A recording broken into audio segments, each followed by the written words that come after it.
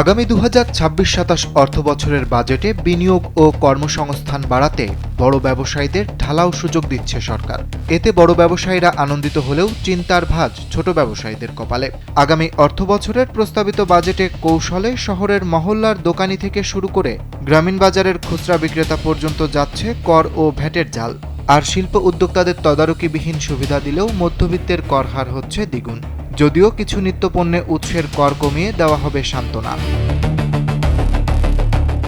আজ জাতীয় সংসদে 2026-27 অর্থবছরের জন্য 9,38,000 কোটি টাকার বাজেট উপস্থাপন করবেন অর্থমন্ত্রী আমির খসরু মাহমুদ চৌধুরী। জীবন অবাক না করলে কে করবে? 28% মিল্ক ফ্যাটের অবাক করার সাথে ফ্রেশ মিল্ক পাউডার। জীবন অবাক করুক প্রতিদিন।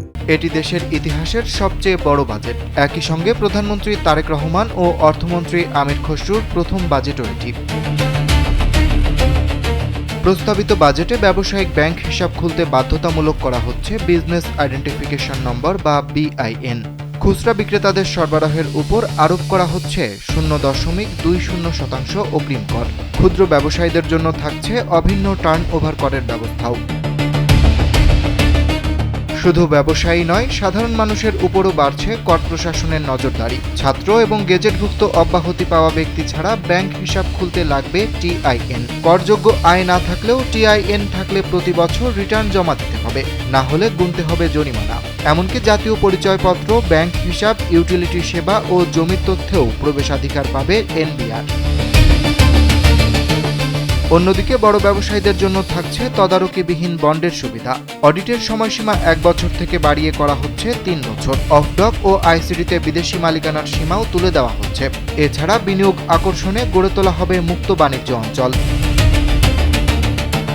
মধ্যবিত্তের জন্য বড় ধাক্কা আসছে ব্যক্তিশ্রেণীর কর হারে। করমুক্ত আয়সীমা 3,75,000 টাকা থাকলেও এর বেশি আয়ের প্রথম স্তরের কর হার 5% থেকে বাড়িয়ে 10% করা হচ্ছে।